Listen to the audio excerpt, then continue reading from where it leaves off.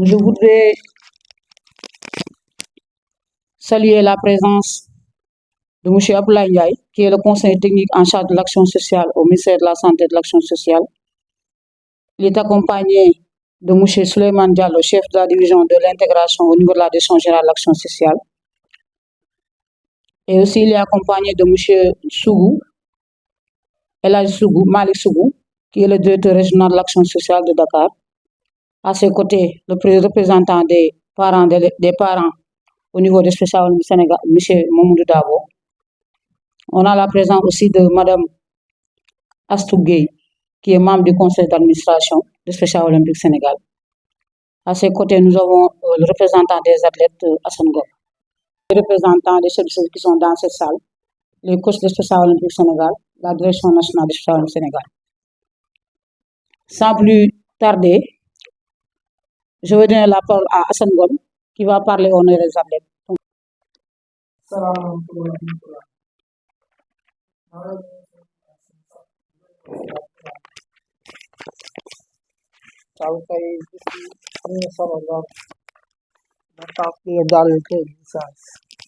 yu am solo la ci nit ndax tànk baaw soo ko am doo mën a fay sa soxla ndax pour nga fay sa soxla pour nga am tànk baaw moo tax nga mën a fay sa soxla suma sañoon nag day mën a yokku pour affaire tànk yi loolu bu nga si gën a am solo ndax nit ki soxla la nga mën a yaakaar ndax si am na loo xamante ne formation boo war a def ndax sa amul budget boobu rek si soxla boobu nga mën a jël rek fasi sa soxla wasalaam. Merci Hassan Ngom. Donc, social, en commençant par le ministre et ses représentants ici présents. Au nom du secrétaire général du Spécial Olympique, Mme Rajat Si, et au nom du directeur national, M. Cham, et au nom du président du réseau des parents d'élèves, le président M. Conté, dont je représente ici, et au nom de tous les parents d'élèves, on vous envoie notre salutation à l'action sociale. Di wax ne teew bañ teew fi tey dañ leen di accueillir à bras ouverts di leen jaajëfal suñu coordination ak yéen di leen jaajëfal tamit présidence bi ngeen ñu accordé pour ñëw ñu waxtaan ak yéen ci atelier bi parce que waxtaan bi xam naa dana yaatu mais di leen ko jaajëfal xam naa sam benn gam bu ma den do fii su sugu xam naa ne moom suñ ko yóbbantee moom egg dana egg xaw ma ne bu ko defee affaire suuf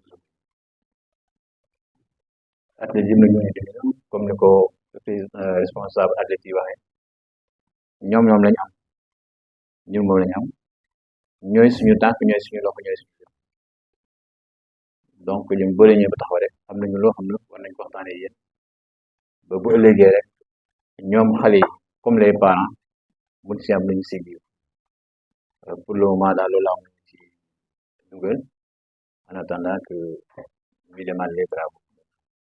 Merci ngeen baal. Monsieur le conseiller technique du ministre de la Santé et de l'Action sociale en charge de l'action sociale, Monsieur le directeur régional de l'action sociale de Dakar, Mesdames, Messieurs les chefs de services départementaux de l'action sociale, Monsieur le représentant des athlètes, Mesdames, Messieurs les directeurs des centres de promotion et de réinsertion sociale, Monsieur le représentant des familles de Dakar, Monsieur le représentant des différents corps qui sont qui interagissent avec les responsables de l'action sociale, Mesdames, Messieurs les membres de Spécial Olympics, Mesdames, Messieurs les membres de la presse, chers athlètes, c'est avec beaucoup d'enthousiasme et beaucoup de plaisir que je m'adresse à vous à l'occasion de cet atelier de réflexion sur la prise en charge des personnes ayant une déficience intellectuelle. Cette activité importante, organisée en partenariat avec les services de la direction de l'action sociale, la direction générale de l'action sociale de Dakar, particulièrement donc les services de la région. Donc, cette activité a pour objectif de mutualiser les différentes actions menées par Special Olympics Sénégal et les services déconcentrés de l'action sociale pour une prise en charge effective des besoins spécifiques des personnes ayant une déficience intellectuelle, afin d'améliorer leur santé, d'œuvrer pour leur promotion et contribuer à leur autonomisation. Par un heureux hasard du calendrier, cet atelier de réflexion sur la prise en charge des personnes ayant une déficience intellectuelle se tient ce 15 mai. Ce 15 mai, date à laquelle est célébrée la Journée internationale des familles, qui souligne l'importance de la famille en tant qu'unité fondamentale de la société, tout en mettant en lumière les défis auxquels elle fait face. Parmi ces défis, nous relevons celui d'avoir un enfant handicapé. L'arrivée dans une famille d'un enfant à besoins spécifiques bouleverse évidemment l'équilibre familial et conduit à un réaménagement de l'organisation familiale, impactant ainsi la vie de tous les membres de la famille. Il est donc essentiel que cette famille puisse être accompagnée, soutenue dans la prise en charge de son enfant, sur le plan sanitaire, psychologique aussi, et surtout pour l'autonomisation de cet enfant. En ce sens, nous nous réjouissons donc de la convention de partenariat entre Special Olympics Sénégal et le ministère de la Santé et de l'Action sociale, initialement signée en 2014 et renouvelée en 2022. Je me souviens que la signature a eu lieu lors de l'atelier de capitalisation en 2022, donc qui s'est tenu à l'hôtel Ngor Diaram. Alors, cette convention, signée donc par ces deux entités, permet d'asseoir un engagement donc du ministère de l'Action sociale, spécifiquement de la Santé et de l'Action sociale, et un engagement de Special Olympics à mutualiser leurs efforts afin d'assurer plus d'équité et d'égalité dans l'accès aux services sociaux et une meilleure prise en charge des personnes ayant une déficience intellectuelle. L'atelier de réflexion de ce jour entre donc parfaitement dans le cadre de la mise en œuvre de cette convention. Il consolide les actions déjà menées conjointement entre nos deux entités depuis plusieurs années. Parmi ces actions, nous pouvons citer, entre autres, la subvention octroyée à Special Olympics Sénégal par la DGAS, les divers enrôlements des athlètes de Special Olympics Sénégal pour la carte d'égalité des chances, la participation de Special Olympics Sénégal au comité scientifique de la DGAS, la participation de la DGAS en tant que partenaire privilégié à la rencontre virtuelle avec la Fondation Golisano, elle-même partenaire de Special Olympics. La participation de la DGAS aussi au panel sur les partenariats lors de l'atelier de capitalisation en 2022. Encore cette participation de la DGAS à la table ronde des partenaires en 2023. Et enfin, la participation active et remarquée de la DGAS au comité scientifique et au comité d'organisation du symposium international sur la déficience intellectuelle qui s'est déroulé en décembre dernier, en décembre 2023.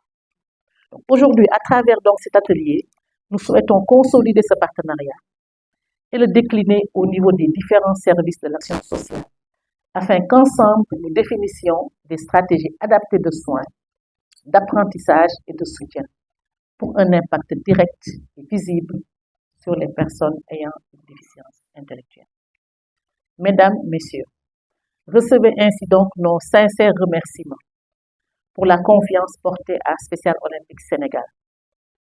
Aussi, nous vous demandons de bien vouloir transmettre ces remerciements sur le conseil technique à Monsieur le ministre de la Santé et de l'Action sociale et à toute l'équipe du ministère et spécifiquement l'équipe de la DGAS. Je vous remercie de votre aimable attention. Merci, Madame la Présidente.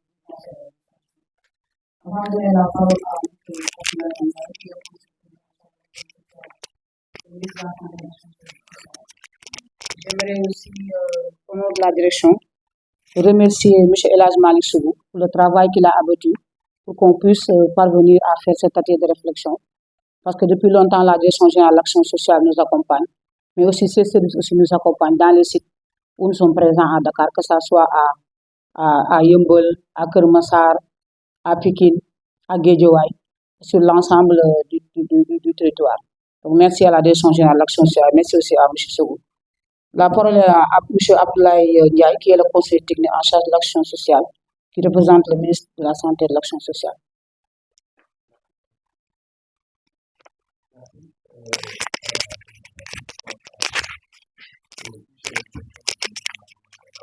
Des groupes vulnérables, Monsieur le directeur régional de l'action sociale, Monsieur les chefs de services déconcentrés de l'action sociale et autres sectoriels, Madame la directrice spéciale Olympics, Madame la représentante du conseil d'administration, Monsieur le représentant des parents des cibles, chers athlètes, Monsieur les représentants des partenaires techniques et financiers, ou Madame les représentantes des partenaires techniques et financiers,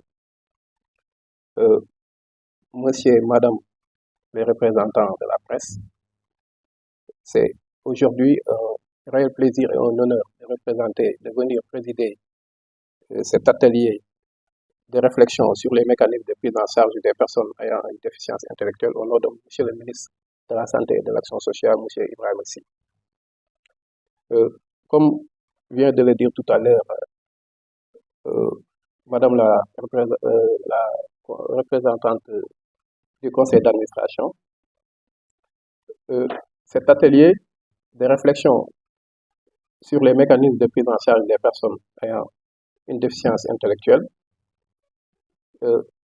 qui a pour objectif principal de mutualiser les actions menées par le Special Olympics et les services de l'action sociale, entre en droite ligne avec la politique de santé et d'action sociale du ministère de la Santé et de l'Action sociale, qui est tout simplement définie dans la référentiel qui est le PNDS, le Plan national de développement sanitaire social 2019-2028, qui a pour enjeu fondamental l'avancée du pays vers la couverture sanitaire universelle pour la réalisation de l'objectif de développement durable numéro 3, et qui, somme toute, est un objectif qui tire tous les autres objectifs, les 17 autres objectifs, ou bien les 16 autres objectifs de développement durable, étant entendu que la santé est une compétence transversale. Alors, ça entre en droite ligne avec le référentiel de politique, mais également la lettre de politique sectorielle de développement du ministère de la Santé et de l'Action sociale, qui, comment dirais-je, matérialise la loi fondamentale qui est la Constitution dans son article 8, qui accorde une place importante à la couverture sanitaire universelle avec une attention particulière aux groupes vulnérables, dont les déficients intellectuels. Cet atelier vient à son heure dans la mesure où aujourd'hui des réflexions sont menées pour aller vers des décrets d'application de la loi d'orientation sociale qui, en son sein, contient des mécanismes pertinents de prise en charge du handicap de façon générale, mais de façon particulière de la déficience intellectuelle. Des partenaires ont accompagné aujourd'hui la Direction générale de l'action sociale à travers la Direction de la promotion et de la prévention des groupes vulnérables pour mettre en place ces décrets d'application. Au niveau politique, le ministère de la Santé et de l'Action sociale est en train de voir les voies et moyens pour un portage politique pour que ces décrets d'application soient tout simplement pris. Ces décrets d'application, parmi ces mécanismes, on peut citer la carte d'égalité des chances, qui a un paquet de services dont certains ne sont pas encore effectifs. Dans ce paquet de services, on peut noter la formation, qui entre dans le cadre de l'éducation, la santé, le transport. Aujourd'hui, nous pouvons se réjouir que des conventions sont signées au niveau des transports de masse avec Dakar Dem Dikk et le BRT pour des réductions de tarification pour les personnes handicapées. Et donc, c'est pour dire que le gouvernement du Sénégal, et à travers le ministère de la Santé et de l'Action sociale, met tout en œuvre pour tout simplement, comment dirais-je, réaliser les objectifs de la couverture sanitaire universelle, allant dans le sens de la prise en charge des besoins spécifiques des groupes vulnérables. C'est dans ce sens que le ministère de la Santé et de l'Action sociale s'est réjoui, à travers ma personne, de cet atelier qui, à terme, nous permettra tout simplement de dégager des pistes de réflexion qui nous permettront tout simplement d'arriver à une meilleure prise en charge de ces besoins spécifiques des déficients intellectuels à travers justement une co-construction, une élaboration tout simplement d'un référentiel qui nous permettra de pouvoir mieux intervenir dans cette prise en charge. Donc nous attendons au terme de cet atelier les conclusions que nous allons soumettre à l'autorité et nous allons défendre auprès de l'autorité pour que tout simplement cela soit pris en charge dans le nouveau plan d'action du ministère de la Santé et de l'Action sociale qui est en élaboration avec tout simplement les nouvelles directives et les nouvelles orientations politiques portées par le projet de transformation structurelle, de transformation systémique, comment dirais-je, élaboré et défendu par le nouveau gouvernement. Donc, sans plus tarder sur ces mots-là, c'est un honneur pour moi de représenter M. le ministre de la Santé et de l'Action sociale. Et je souhaite un bon déroulement des activités qui vont suivre, à savoir l'activité 3. Moi, j'avais déjà noté 7 activités. Il y a l'activité 3 qui va suivre l'offre de Special Olympics dans la prise en charge des personnes ayant une déficience intellectuelle, l'offre de services de la Direction générale de l'action sociale, la pause déjeuner, c'est une activité, pour les Ndiobènes surtout, et quel appui des services sociaux pour démultiplier l'impact des Special Olympics Sénégal, et suivi de la cérémonie de clôture. Donc, Madame, Messieurs, les participants, je souhaite plein succès à cet atelier et attends impatiemment les conclusions de cet atelier pour pouvoir tout simplement porter ces conclusions auprès de l'autorité pour une matérialisation de ces conclusions. Donc, je déclare officiellement, au nom de M. le ministre de la Santé et de l'Action sociale, M. Ibrahim Sy, ouvert l'atelier, comment dirais-je, de réflexion sur les mécanismes de prise en charge des personnes ayant une déficience intellectuelle. Je vous remercie.